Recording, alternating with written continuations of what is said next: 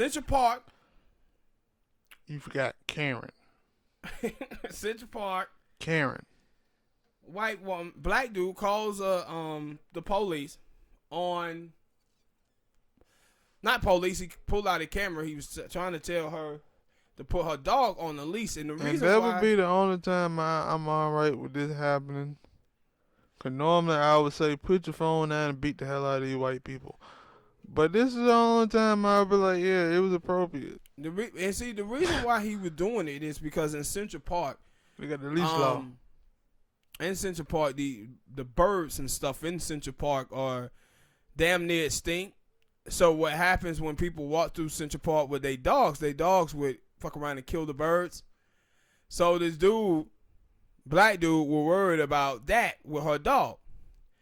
So the white woman, she tells him, if you don't stop bothering me, I'm going to call the cops and tell them that it's an African American man threatening me. Right? So, at the whole time, the thing that's so funny with this video is that this woman is basically strangling this damn dog if you watch the video. So, it ain't just a black dude who have a problem with her. The damn dog is like, bitch, let me go. You about to kill me. Right? No, that. And that she put on the whole charade of, hey, he's beating me, he's attacking me, while the dude is sitting there filming and recording her. Yeah. Mm-hmm. And so, the story go viral. And a lot of people are talking about this. But you know one thing that I find to be very, very hypocritical in all of this. This white woman, she actually a Democrat. A Democrat who gave money to Barack Obama 2 times. Right? I'm looking at all of these other black people, and we're going to talk about this story too later on. All these black people are saying, hey, man, forget all the racism of Joe Biden. We still got to support them. Support Joe Biden. Even and just pass by all this racism. How come y'all ain't passing on the racism of this girl here, Cooper? She gave money to Obama, and she's a Democrat too. If she were running for president, they would. Right? Yeah. Like they were willing to bypass. The only thing she's running for right now is unemployment line, because y'all ain't got fired from my job for this and shit. Got that dog took from her. Give me that dog back. Yeah, and so I'm just looking at all these people, and they like trashing her. But some of these same people I'm seeing caping for Joe Biden ass. But this is the thing, too, where you watch with that white woman. See, she specifically said African American men, and what she was doing is weaponizing her race and her femininity. This was white feminism 101. That's what she was weaponizing. That she knows, hey, black man, you know if I call the cops here and I sound like a white woman in distress, they'll shoot your black ass. That's why I said she's threatening that. Well, yeah, that is that. But I don't know what's wrong with some of these white. I'm gonna say white women, but most of the time that's the only thing I seen is white women. It seems like these white dudes are like, yeah, I don't give a fuck. Because there was another video of a police woman. She got out there and she was like, yeah, I just had my first Karen encounter. Yeah. Because the white old lady called for the police. Some simple shit. Called us to come stop these kids from basically having fun because they were jumping on a trampoline. And she was like, Millard, stay your ass in the house and leave this alone. Like, you risking my life coming out here on some stupid stuff. I could catch the goddamn corona, and you calling me to stop some kids from having fun. One, they kids. They gonna yell. They gonna do that. Let them damn kids have their fun and stop calling us. I said, police is, like, I don't know how. I don't know. I know if I'm a police and I get that call, hey, what?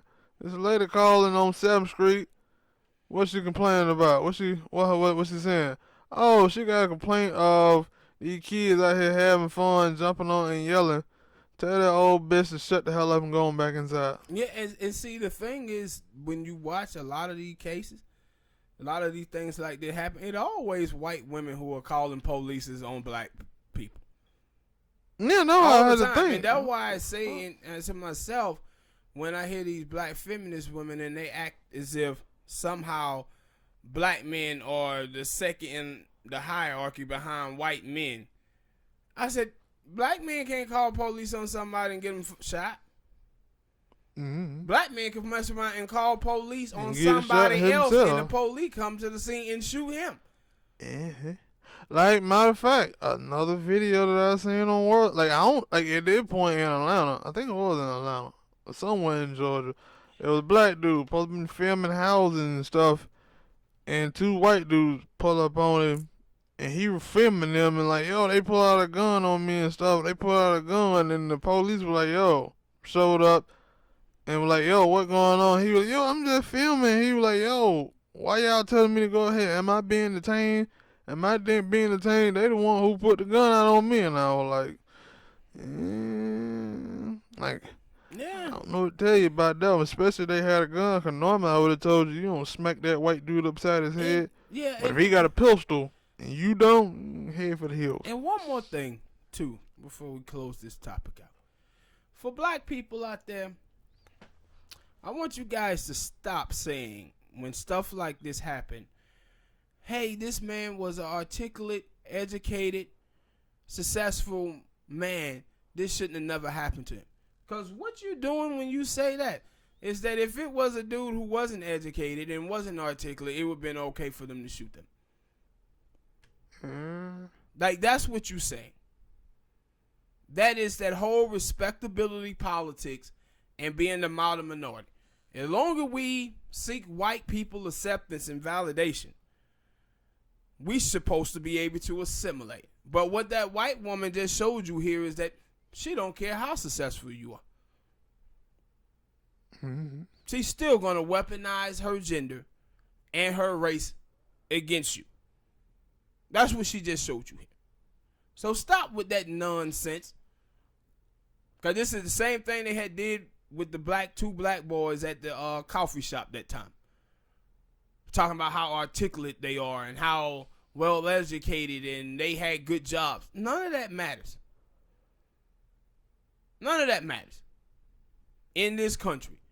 And I get sick and tired of black people thinking that that's their way to escape. Hell, Carlson proved that so many years ago in Fresh Prince. In the Fresh Prince of Bel-Air, yeah.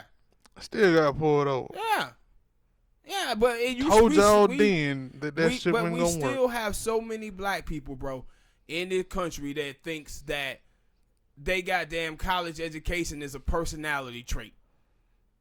That it gonna get them through blackness, and also in the dating market, people think, oh, well, throw their college degrees around. I got this college degree. It's not a personality trait. And people who are racist gonna judge you because you black. It doesn't matter whether you have on a suit, a tie,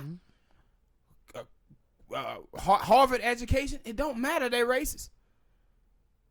In the same way in the dating field, if you dating a guy or dating a woman and you think that your college education is something that they gonna check off on the box, they're not. Especially men, because men don't date for credentials.